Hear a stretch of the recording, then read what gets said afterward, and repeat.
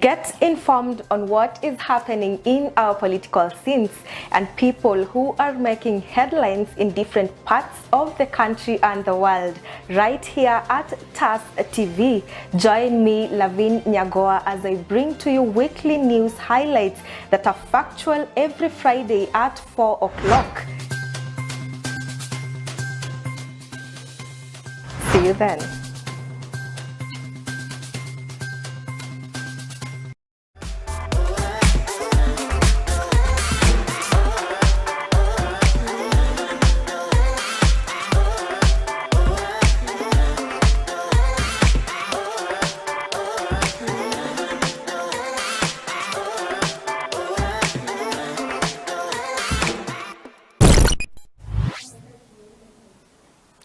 Hello everyone, good morning, good afternoon, good evening, depending on that time that you get to catch up with this amazing episode. Welcome to today's episode of Reality Check, and as always, I am your host LAVIN NYAGOWA. On this amazing segment, we're going to talk about the unemployment issue in Kenya, because it has come to, it's something that is a little tricky at the moment, with so many people complaining that there are no jobs in the country. But I have a guest in studio who says it is lack of information. So we are going to get his perspective as we continue to discuss this. Probably he's going to enlighten us on what exactly do we need to know. Yeah? Okay. So thank you so much for joining us today. Remember to follow TAS TV across all social media platforms at TAS TV_KE on Instagram, Twitter, and TikTok, at TAS TV on Facebook, at TAS TV Official on YouTube, and www.tastv.co.ke on our website. And just to remind you, this amazing episode is proudly sponsored by the Smart Shopper, and we have these amazing baskets that go for 500 bob each and 1,500 bob for 3. So you can use them for whatever purpose you need them for. Just make sure that you call the number 0798154042 to make your order. And in case you are in Thika Town, the official location is at Neema Plaza, 2nd floor, Tante Africa Studio. You'll find Virginia at the reception waiting to serve you, because customer service is the #1 priority. So without so much talking, allow me to let my guest introduce himself and tell us what exactly he does. Karibu sana. Thank you so much, LAVIN. Yes. And I'm honored to be at Tante Africa You're Studios. welcome. Yeah. My name is Jason Njeraine. I am a teacher. Yeah. And to be more precise, a German teacher. I've been teaching for many years, but for the last, I would say, 18, 19 years, I've been contracted by the Goethe Institute. Most people, I think, know the German Cultural Center. Yeah. The name is a bit too much on a lot of people, so when I'm asked by people what you do, I will tell them I work at the German Cultural Center. Yes. But actually, the name would be Goethe Institute. Okay. It is sponsored by the German government. Mm-hmm. And apart from that, I also do other things, and I also work in Thika. Mm-hmm. And I think it is through that initiative in Thika that we've gotten to meet. Yes. That's interesting. So there's the issue of unemployment, just to jump straight into what we are having today, and you actually think otherwise. Please talk to us about that. Well, I would say I wouldn't want to brush off the issue of unemployment, that it is not there. Yeah. Actually, it is there. It is there. But I have a friend that says, kazi ziko, watu kufanya ndio hakuna. Okay. Yes. Okay. What they probably mean is that a lot of us, and especially the young people, we are too choosy on what we want to do. Everybody wants to be in an office, somewhere working, which unfortunately is not realistic. We are too many to fit in offices, all of us. Exactly. So it means most of us will have to make do with probably something that we had not bargained with or bargained for. Yeah. Probably something that we didn't train for. Yeah. But that's a reality on the ground. Yeah. Exactly. Okay. Yes. So now with Kenya currently carrying the highest rate of unemployment, because we have so many people who are transitioning from university to the job market, but hapa katikati there's the aspect of lack of information. So with this lack of information, why do you believe it's lack of information rather than a genuine employment issue? Now, why I would say it's a lack of information is most of us are dying of thirst. Yeah. And yet we are sitting in a sea of information. Take the internet, for example. You will find that the average person, the average young person, they will spend a whole day, probably eat into a big portion of the night, watching videos on TikTok. That I would say, apart from being entertaining, they're not adding much value into your life. I'm a firm believer that when work comes, it doesn't come as a bride, it comes as not work, sorry, when an opportunity comes, it comes disguised as work. So it means that I have to do due diligence on my part. On your part. Because we would agree that our schools are not properly equipped to guide us into what we want to do. So if I, as an individual, am not informed, or even if I'm not informed, I do not go out of my way to seek for information, then I'll end up probably doing something that I hate for the rest of my life. And that's why we have angry teachers that are always letting out the frustration on the students. On the students, exactly, because probably when this person finished their O-levels, they were admitted for teaching because that's what the grade would allow them to do. So they're in teaching, but not because they love it. It was the only thing that could put bread on the table. Okay. Yes, so that's a challenge. Allow me to digress a little bit. You've talked about people getting into for lack of a better word, the trainings that we get in the universities and colleges. Most of the people who do the courses, some of them just do them because that is what their grade allows them to do. So do you think there's that chance where I could actually not get to do what my grade wants me to do and do something that I honestly love to get me to a point where this could actually give me an opportunity to work and do something that I really like? That is actually true, but unfortunately for most of us, we miss the bus at some point. When I used to work around here, I used to work for a particular college, and I used to tell my students, which was not music to the ears by then, that most of you, are training to be, let's say, like, for example, computer engineers. But the reality is, most probably, some of you will never even for one day work as computer engineers. Exactly. So that course that you're taking, it's probably just going to be a bridge that is going to take you to the next level. To the next level. I will begin as an engineer, probably a month to 1 year. And in the process, I discovered that, probably engineering was not my passion after all. Probably I was meant to be in teaching, or probably I was meant to be in construction. Probably I was meant to be a landscaper. You see? And that kind of thing, you probably got it while working as an engineer from a colleague or from a person that just worked in, and you are like, wow, this is something to think about. I have colleagues that I work with in Nairobi that are working in totally different fields. Totally different. They're working as teachers, but they trained as whoever. But at some point, they realized, I think this path was not what I was meant to do. Let me go like this. And I would say, I will not say they seem to be doing something that they enjoy. Interesting, guys. So right about now, we are headed on a very short commercial break. But remember, we still have a lot to cover. We've just given you a gist of what exactly we are talking about. So when we come back, we're going to get deep into the conversation and just make you understand why there are different opinions when it comes to the unemployment issue in Kenya. See you in a bit.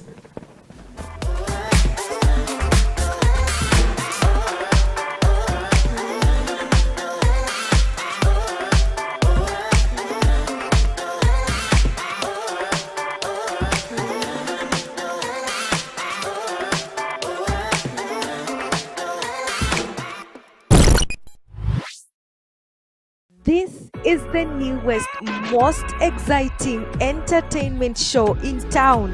Talk about authentic and real conversations, fun and educative segments, trending topics, celebrity checks, books and authors, Q&A. Join me, LAVIN NYAGOWA and Hazel Njeru every Tuesdays and Saturdays from 3 to 4 p.m. only on The Unfiltered.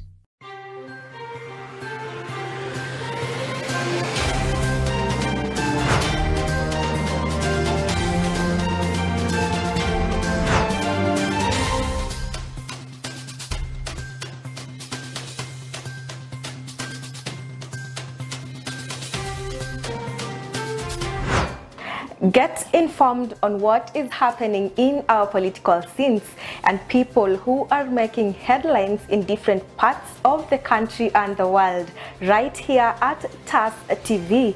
Join me, LAVIN NYAGOWA, as I bring to you weekly news highlights that are factual every Friday at 4 o'clock. See you then. Katika kipindi tunakuletea wasanii. What's up my guys, I go by the name Reynams. Eti nikipita kwa macho unanipimia na kama sina pesa ungewezi nipimia hapa Shensta the Poet manze. Ngoma moto moto. If you wanna show some love, but don't fake it too. Hey, ndakumenya mawazo makuu. Nani anadera shule. Oh, utani waku. Vichekesho mkisongaza, mahojiano moto moto, stori za wasanii pamoja na talanta za wasanii. Muziki wa kasi gani kama wapatikani wakati wa shida. Na pia kwenye kipindi utabambika, utajijenga, utaelimika, utakuza talanta yako. My name is Rebecca Mutie, I'm a model and I'm Afri Kenya. I'm a student. Napenda kusikiza kipindi cha Bonga na Katoni kila Jumatatu kuanzia saa 9 mpaka saa 10. Kumbuka ni kwenye Bonga na Katoni ndani ya TAS TV kuanzia saa 9 hadi saa 10 kila siku ya Jumatatu. This is Bonga na Katoni in TAS TV. Karibuni.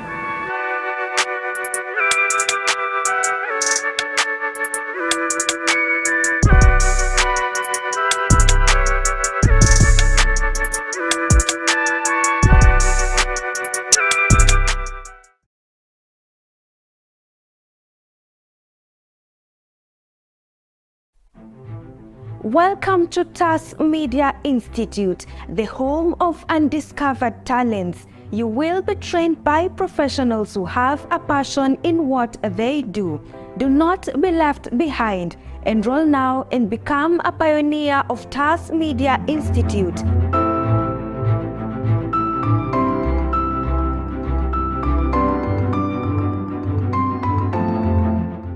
We are located at Neema Plaza, 2nd floor along Kenyatta Highway in Thika Town.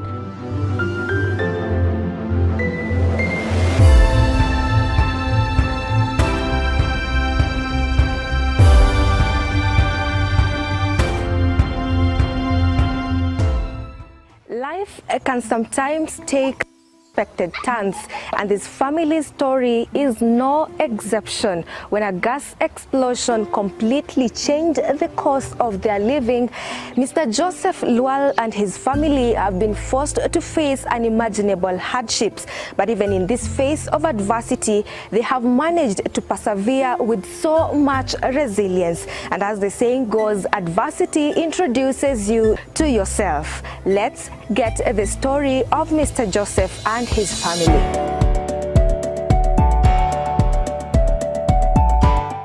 So welcome to the first episode of Brain Busters. My name is Mwangi Dominic. Leo tuko barabara ya MKU, tunauliza maswali tatanishi.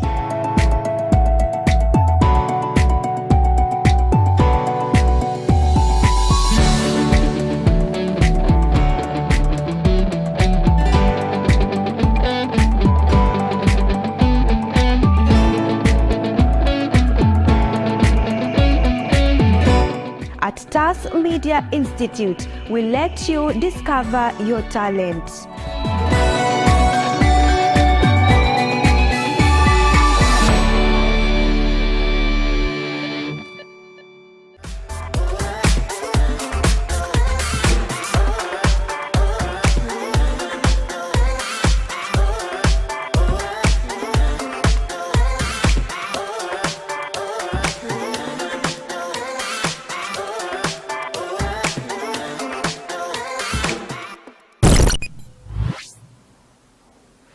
Welcome back, guys. In case you're joining us just now, remember this is Reality Check and we are talking about the unemployment issue in Kenya. So in case you're joining us just now, please rudi nyuma kidogo, start watching from the beginning so that you get to catch up with what exactly we are talking about and how far we are. Just to get back to you, Mr. Jason, Yes. how does access to information, before we went on the break, we were talking about the lack of information. So how does access to information or the lack of thereof impact a person's ability to actually find employment in Kenya? I would want to go back again to what I'd said initially about us being in a sea of information, but we are dying of thirst. Because probably out of ignorance or probably because we don't know what to look for. Let me just give you an example, like for example, when you go for an interview, we will be asked to carry academic certificates, testimonials, I don't know, whatever. Yeah. But did you know that the average interviewer will probably not even spend 5 minutes looking at your documents? Interesting. So what they want to know is, this lady called LAVIN, who is she? And when the question is asked, who is she? I want as an employer to get to know your personality. How is your character? Yeah. Because based on the personality, character and so on, the academics actually just serve as a support document. Okay. Or they serve as a support document. And a lot of us, we have no idea that we can know what our personality is from the internet. Yeah. I would want to ask, I don't know, how many people think of doing a personality test? Not so many. Not so many. Yeah. Because I need to get to know, like for example, I have heard of this position. They need somebody to work at the front office. Yeah. But I'm one of these quiet people. I don't enjoy talking to people. But because I'm desperate for work, I apply for the position. For the position. So first and foremost, it's going to be heartbreak for me because the employer, by looking at your personality, they will say, I don't need this kind of a person. So unless I'm quite desperate to get somebody, and in that case, even if I'm desperate, she'll just be a stopgap measure. Yeah. Immediately I'm able to get somebody better, I'm going to replace her. Yeah. I was a bit lucky that I got into reading when I was quite young. And that's one thing that I always encourage people to do. Make reading your friend. Your friend. And when I talk about reading, I'm not talking about reading Instagram and SMS and WhatsApp and so on, exactly. But pick a book, read, because books have a lot of hidden knowledge. when I stumbled on why you act the way you do, I was around 27, 28, and I had a passion for, by then I thought, helping people. But I didn't know my personality but then. But after reading that book, it really opened me up. Right now, you just need to go to the internet, just write personality test. And those things are so accurate that they're scary. Interesting. They are so accurate, they're scaring. And it's like that person is actually, it's like your shadow. So it's like a shadow. It takes actually less than 3 minutes. But after that one, they have a clear analysis of who you are, probably who you should marry, what kind of a job you should undertake. And like I'm saying, it is so accurate. 100% plus accuracy. So can you imagine if I had that kind of information? I knew that I'm a quiet type. Why would I need to go do a course in front office? Or why would I want to go become a waiter? And I don't enjoy interacting with people. You see, so this information is in the net, but we spend so much time on entertainment, while probably even if you were to do a combination of both, what I would call infotainment, I'm getting entertainment, but through that I'm also getting information. I'm learning something. Yes. Okay. So let's now narrow down to the arguments that we have in the country. Most of the people tend to say that, you know what, it's actually the education system that does not have a proper way to train the people, or rather to make them make it easy for them transition from schools to the job market. How true do you think that is? Well, it is true, but the minute that we realize that the government probably does not have your best interests at heart, is the day that you realize that you are on your own and you have to work your way through this problem. Look at the people that make the whatever, let's say, government policies. Most of them probably don't take their kids through the primary schools that we go through, the international schools. After that, when they go abroad. So if this system were that good, why wouldn't they trust it? Their kids would go through the same system. So meaning, unless I am persistent and unless I have a clear, or let's say even I am sure that whatever I'm getting here in this primary school, or whatever I'm getting in this secondary school, whatever I'm getting in this university is not going to be enough. I have to go out of my way. You see? Now, on the other hand, I work with the academicians. And the academicians are complaining the caliber of students that they're getting. You're getting people that are not interested in learning. They just want grades. A whole semester, a class of 100 people, you probably have 10. On the final day when you're supposed to sit for your exams, that's when you have 100 people. And you ask yourself where they've been. The students, on the other hand, are complaining the lecturers are busy looking for money elsewhere. So you see, if that is a situation where somebody finds themselves in, I have to go out of my way. I would give a very good example in the sector that I am in. I would say Kenyatta University, like for example, trains German teachers. But the reality of the issue is that, like for example, whatever you get at the university may not necessarily be enough, which is not the fault of the lecturer. So what the lecturers do, they encourage those German students to go to the German Cultural Center, take a parallel language course to supplement whatever they've learned, whatever they're doing. But out of a class of probably 20, 30, you get it only 3, 4, 5 people that are willing to do that. You see? And when opportunities come, because they do, what do I do as a lecturer? I know Lavin has been one of my star students. She's good in the language, she's consistent in whatever she does. So what do? You're the first person I think about. Exactly. So it's a symbiotic relationship. I have to work on my own as much as I also I'm getting information from the teacher. And then I need to get to know also that the work of the teacher in the school is probably 20%. 80% should be my own initiative. Okay. Yes. So it all narrows down to actually the students now supplementing whatever they have to get to actually understand what exactly the teachers are giving. And most people do not understand that the teacher could actually be giving you 20%. The rest of the 80% is you as a student to work on. You have to work on that one. A very good example is get into a driving school right now. You go, you get your driving license, but you're not competent as a driver. Actually, you can barely drive.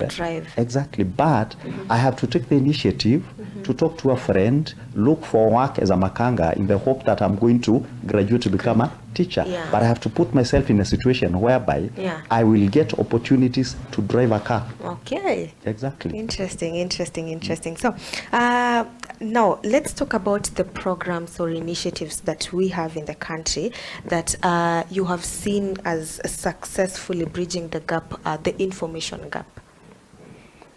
Well, once again, the information is there. But like I've said, a lot of times is that most of us are not aware that the information is there. Like, let's look at a group like LinkedIn. LinkedIn helps prospective employees to meet, to exchange ideas. But now what we do is that I, as a prospective employee, I do not do what I would call due diligence. Because I know once I get into this particular platform, employers know, and when they're looking for CVs, they might get into LinkedIn. So it is my responsibility to make sure that the CV that I post there is professionally done. But I would ask, how many people know how to do proper CVs? Probably don't. Now, is it that the information is not there? It is there on the net. Just go there, type, and you'll get a template on how to do proper CV. Then the other thing that a lot of people do not do also is that once I do my CV, I do not take the trouble to take it to somebody to look at it. So I just assume it is good and I throw it into the pool. So you see, so the initiatives might be there, a lot of them.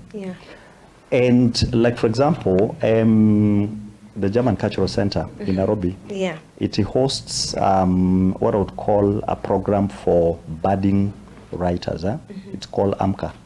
It happens every other, I think, first Saturday of the month. And I don't know whether it's a lack of people getting into the proper sites at the right time. This information that is there, but probably we have budding writers that have no idea that they can get into that particular program, meet other writers. Like one of the persons that I know that is almost practically there most of the times is Tony Muchama. He's always there as a moderator or doing whatever. And you see now that's a forum that can be able to help people that are budding writers. Exactly. So then issues of, like, for example, you've gone through college, you have a degree, you want to do masters or you want to do PhD, but you have no idea where to get, like, for example, scholarships. The Catholic Church has a lot of scholarships that it gives, but unfortunately, the people that it gives priority to are normally people that are in the Catholic faith. But most embassies, like the German embassy, it has an organization that is called the German Academic Exchange, I don't know what it's called, DAD. And that one takes care of scholarships to people that would want to go to study. Exactly, in Germany. But unfortunately now this one mostly is for people that are at PhD level. Occasionally they'll give a scholarship for masters, but I would say also probably a lot of people are not aware of that. Exactly. And we have a lot of German organizations that give scholarships. Then there is also another one, like, for example, that is called Africa Compt. Africa Compt is an initiative of the German government also that seeks to airlift talented Kenyans that are in particular professions, organizes for internship for them in Germany for, let's say, for like a year. And that's an opportunity that can be life-changing. But you see now for this one, a lot of people are not aware that for you to be able to get that kind of scholarship, at the end of the day, you have to take language classes. Language classes. Exactly. Okay. So because when you go to Germany, you have to be able to converse in the language. Okay. Yes. So we have the job market that is rapidly changing currently. So how important is it to continuously keep learning a skill, and so that you get to just develop, and especially for people who are seeking jobs and probably want to go and do their jobs abroad. For instance, you're very well conversant with the German side of the world. So how important is continuous learning in this process? Actually, that's something that we cannot be able to stress enough. And I always tell people, with the German language especially, that one you can never go wrong. It doesn't matter what you've done, but you can never go wrong with the German language. Yes. Now, the problem is that most people are not willing to see the whole course through. You just want to come, do like the beginner level, which is the A1 level.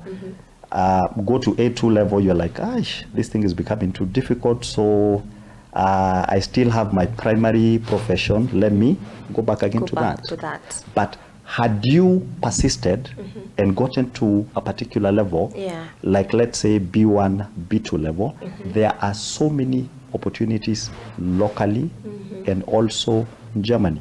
So because you're not going to go to Germany, expect that with your A1 level, which is probably like class 1, class 2 English, that you're going to go and get a job as a broadcaster. Okay. No, you will not. You need to get to know, at least be conversant with the language. With the language. Exactly. Okay, interesting. So as we slowly come to the end of today's episode, because kidogo time imesonga, what do you believe are the key steps that you need to be taken to ensure that everyone in Kenya has access to this kind of information about the opportunities and how to, just go about employment?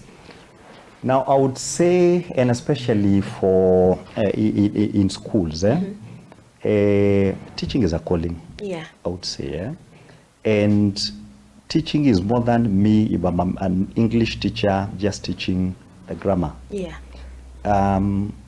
It is important that I make sure that if I am a primary school teacher, the person, like for example, that I'm entrusted to, that by the time that they get to class 8 or let's say grade whatever, that at least I've done my best to make sure that this particular person can be able to communicate.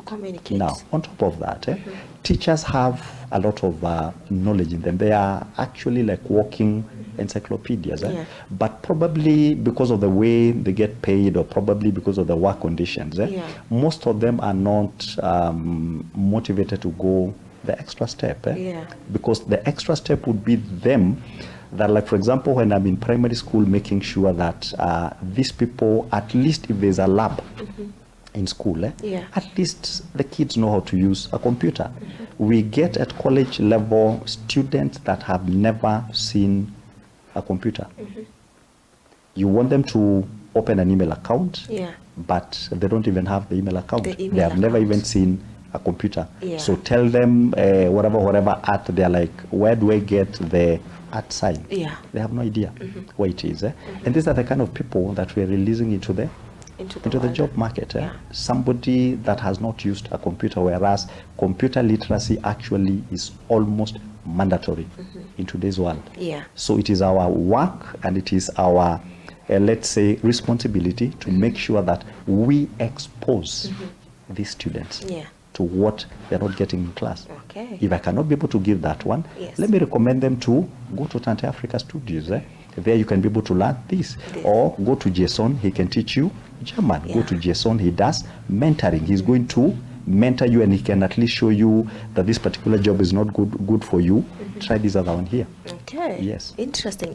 So is it safe to say that the issue of unemployment is not on the government, but it's rather a personal how do I put it? It is you who's putting yourself in that position, for lack of a better word. Now let me say this. The work of the government is not to employ people. And I always tell people that when the government lies to you that you're going to create this many jobs, that's a lie. Yeah. The work of the government is to create a conducive working environment. Yeah.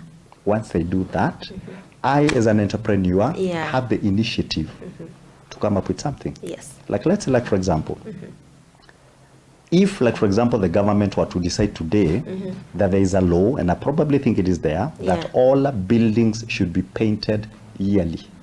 How many jobs do we create? A lot of jobs. We create a lot of jobs. Yeah. Brushes are going to be sold, paint is going to be sold. Yeah. We have a lot of people that are going to be building the scaffolds for those people to use when they're going up. Yeah. You see, one directive from the government creates so many opportunities. So many opportunities. Yeah. But you see, as an individual, if I wait for the government to come and do something for me, it will not. Yeah. Like Obama said, I should not ask what the government is going to do for me, but I should ask what can I be able to do for the government, if not for the government, for myself. Yeah. Exactly. Okay. Yes. Interesting, guys. So we have come to the end of today's episode, but I promise you we are going to have Mr. Jason for a couple more episodes, because of course we cannot cover the whole unemployment issue in 45 minutes or in 1 hour. It requires a couple of discussions, talking, so that we get to really understand. So he will be talking to us about the German side, what we need to explore, what opportunities are available. But remember, you can only find that here on TAS TV. So in case you haven't followed it, share the news, tell a friend to make sure that they are aware that we are having something beautiful for them. Remember, information is very important. So Mr. Jason, as we conclude, what would be your parting shot? Like you said, information is power. Yeah. But that information, you need to look for it. Make libraries your friend, and also talk to people, because that's something that a lot of people ignore. Yeah. Like, if you're to be asked, a lot of people that got a job because a friend asked a friend. Yeah. The old boys network. Talk to people, because they have information that might be very important. Yes. I have a friend that called the other day. I was sharing with you.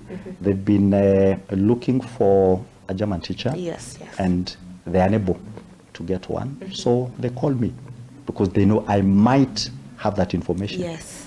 And I will not say that I got a person immediately, but at least because I am in the sector and I know of a person that would fit the particular bill, the particular person gets information. So it's either you're talking to people because they have the information, or you are reading. And not only books, but also the internet. It has a wealth of information and knowledge. Okay. Yes. So where can people find you? Well, in Thika, we are also in Neema Plaza, 3rd floor. That's where we work. Then if there's somebody that would also want to get us on phone, the number is 0706 237 682. But we also have social media sites, like for example, we have Sanifu Center at Gmail, not Gmail, sorry, at Instagram. We also have Facebook accounts also at Sanifu Center, and people can be able to find us there. But for anybody that would want to get us physically, we are in Neema Plaza, 3rd floor. Okay. Yes. So in case you're looking to study, in case you want to do the German language, you can always visit their office at Neema Plaza, 3rd floor, Sanifu Center offices. And so guys, let's meet same time, same place next week. God bless you. My name is LAVIN NYAGOWA, and this has been a reality check.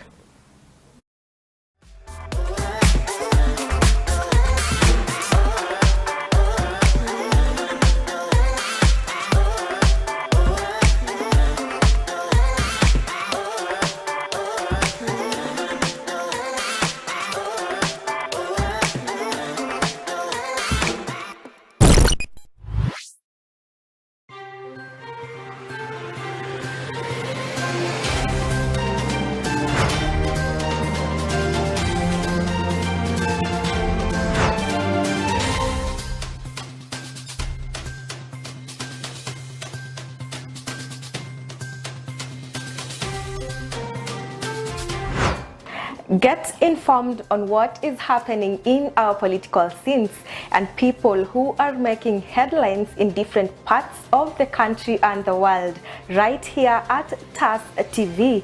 Join me, LAVIN NYAGOWA, as I bring to you weekly news highlights that are factual every Friday at 4 o'clock. See you then.